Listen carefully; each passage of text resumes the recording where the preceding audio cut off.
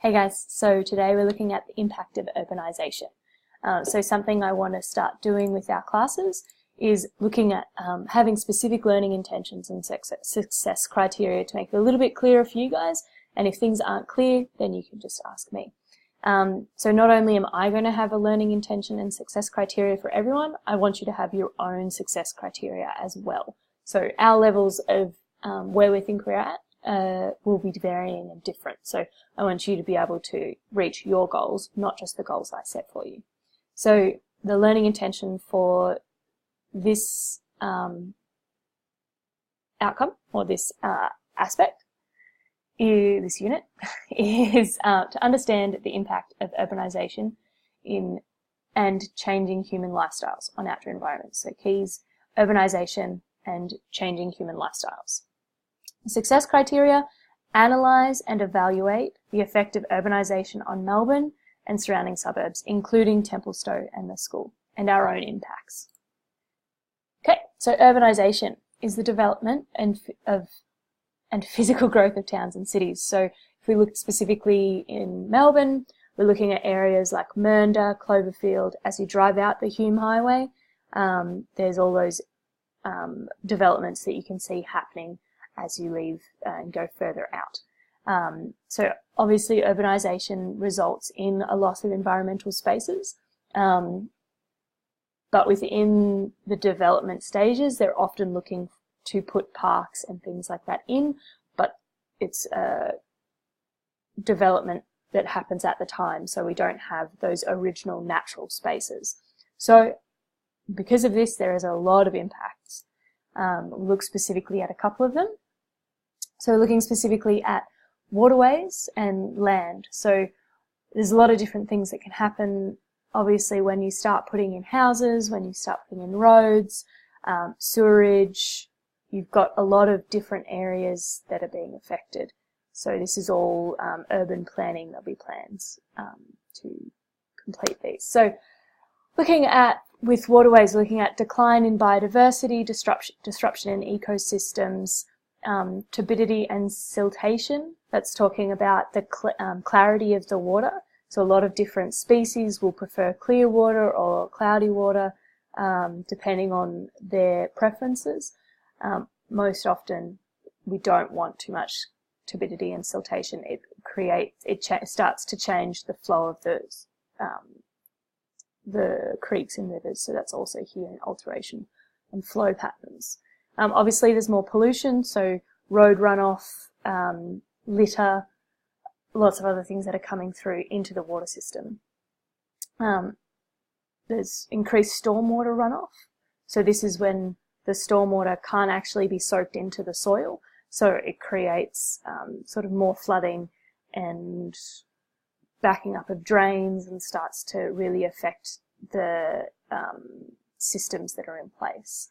So just have a think about those sort of things that you've seen along Ruffy Creek. We'll go for another walk, don't worry, and we'll have a bit more of a look at this in detail. And then we can also look at how the land around Ruffy Creek has been affected due to the urbanisation of the area. So we can start to imagine what Ruffy Creek would have looked like before all the buildings and development started. So obviously there's habitat loss, loss of hollow trees and dead woods. So these are super important. I want you to tell me why. I'll ask you in class. So introduction of weeds, lots of topsoil again. I just want you to start looking at why these things are important to have in land and forest ecosystems. So what it is that's being disrupted through urbanisation.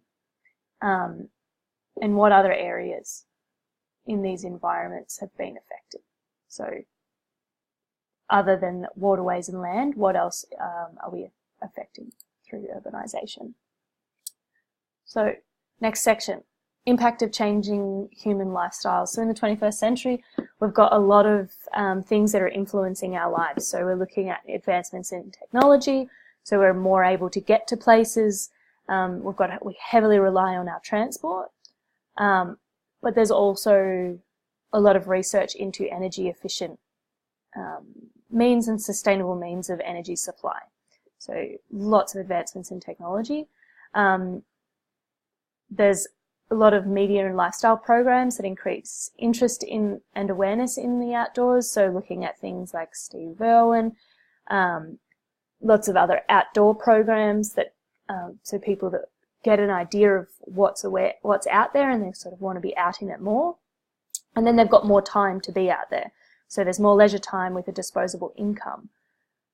And this creates a bit of a paradox in that people want to go outside, and we want to encourage people to be outside because it's good for mental and physical health, but that's having a greater impact on the outdoor environment.